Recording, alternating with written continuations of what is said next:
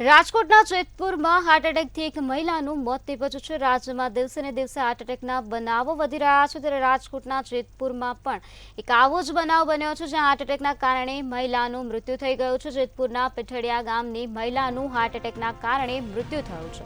મનીષાબેન પરાલિયા નામની મહિલાનું મોત થઈ ગયું છે। મૃતદેહને સરકારી હોસ્પિટલમાં પોસ્ટમોર્ટમ અર્થે ખસેડવામાં આવ્યો છે। તો રાજ્યમાં દિવસે ને દિવસે હાર્ટ એટેકના બનાવો સામે આવી રહ્યા છે, ત્યારે આવો જ એક બનાવ જેતપુરના પીઠડિયા ગામમાં બની ગયો, જેમાં મહિલાનું હાર્ટ એટેકના કારણે મૃત્યુ થયું છે। તો મનીષાબેન પરાલિયા નામની આ મહિલા છે, જેઓને હાર્ટ એટેક આવ્યો હતો અને તેઓનું મૃત્યુ થઈ ગયું છે। તો હાલ મનીષાબેન પરાલિયાના મૃતદેહને પોસ્ટમોર્ટમ અર્થે સરકારી હોસ્પિટલમાં ખસેડવામાં આવ્યો છે। તો હાર્ટ એટેકના કારણે આ મહિલાનું મૃત્યુ થયું છે।